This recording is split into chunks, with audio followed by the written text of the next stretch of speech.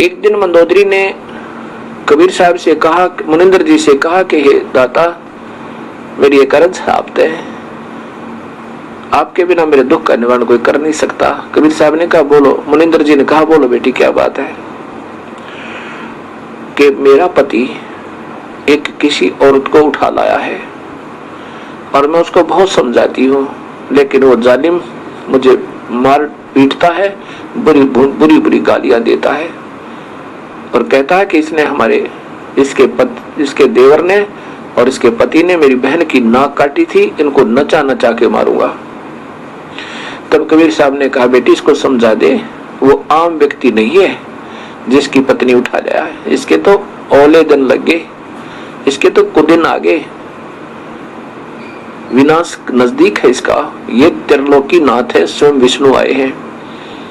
यदि ये अपने जीवन को संभाल लेगा, मान जाएगा तेरी बात और नाम ले लेगा मेरे तें, तो इसके प्रारब्ध को मैं चेंज कर सकता हूं और सीता को वापस देना होगा। मंदोदरी ने कहा कि आप उपदेश ले लो और इस सीता को वापस दे दो, ये त्रिलोकी नाथ है। तो मंदोदरी के ऊपर बहुत नाराज हो गया रावण, कई गालियां सुनाई कि तू क्या समझती है बदमाश, क्या मैं उन दो मांसाहारी मस्करों से डर जाऊंगा?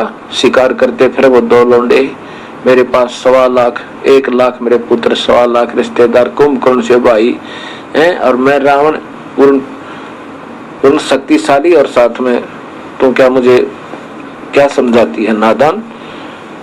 उनको मजा चखाऊंगा मैं। मंदोदरी ने बहुत समझाया लेकिन नहीं माना। कबीर साहब ने से आकर के मुनिंदर जी से मंदोदरी ने कहा कि प्रभु मेरी नहीं मान रही है, मुझे तो बहुत बुरा कह रहे हैं, आप कृपा बख्श दो मालिक। एक बार मेरी प्रार्थना से एक बार आप अगर जाओगे तो मान जाएगा आपकी। मंदोदरी की प्रार्थना पे मुनिंदर जी अर्थात कबीर साहब रावण के द्वार पर पहुंचे, जहां पर राज दरबार लगा हुआ था। दरबार में जाकर के कबीर साहब ने कहा उन पहरेदारों से कि मैं रावण से मिलना चाहता हूं। पहरेदार कहने लगे हम बाहर का संदेशा अंदर नहीं दे सकते, हमारे यहाँ से कलम गर्दन कलम कर दो, सुनता नहीं किसी की, बड़ा क्रोधी राजा है, और अंदर का संदेशा बाहर दे सकते हैं। अब कबीर साहब वहां से अंतर्ध्यान हुए और जहां रावण बैठा था ऊंची सेज पर, वहां दरबार लगा था पूरा, वहां जाकर के प्रकट हो गए। जब रावण ने देखा कि ये कौन आ रहा है दरवाजे की तरफ से व्यक्ति, अननोन व्यक्ति, तब उसने पूछा तू कौन है, कहां से आया है, कैसे आ गया, और बुलाओ पहरेदारों को। उन द्वारपालों ने कैसे आने दिया इसको, बुलाओ उनको।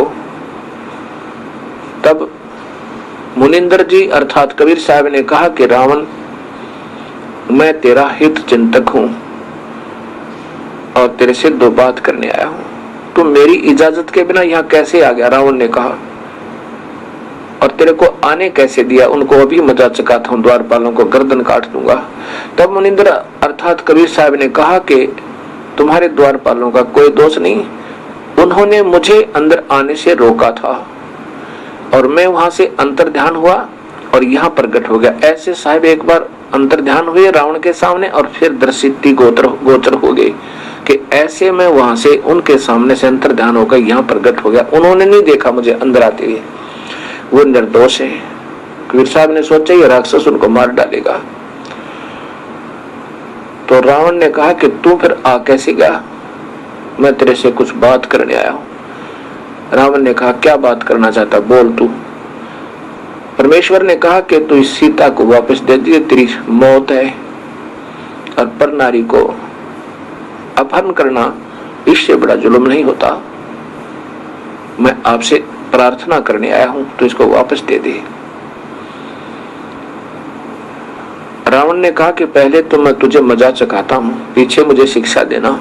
निकाल कर तलवार और कबीर साहब के ऊपर इतना गुस्से से, क्योंकि 1 नंबर का योद्धा 200 मटके दारू पीवर 100 जोटों का भैंसों का मांस एक बार खावे, उसमें कितनी शक्ति होगी, विचार करना।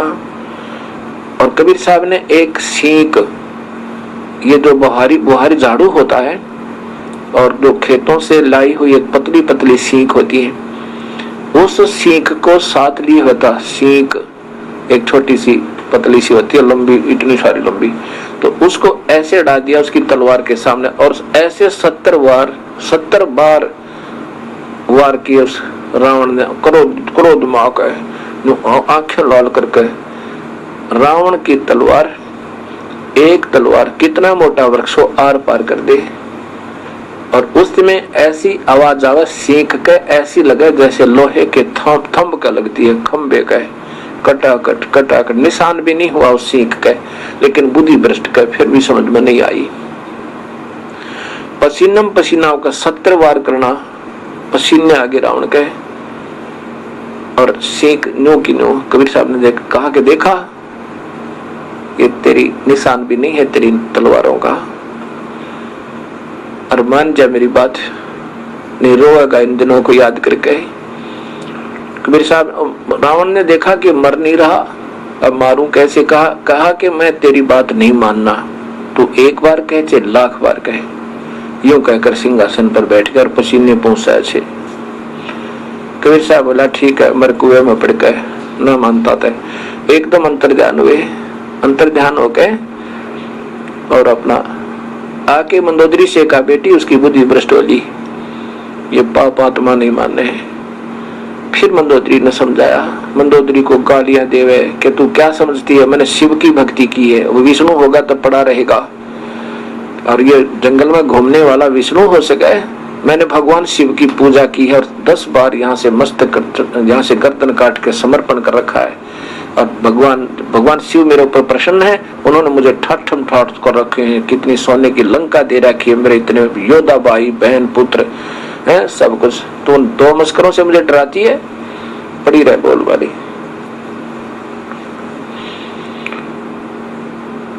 कोई बात ना, बात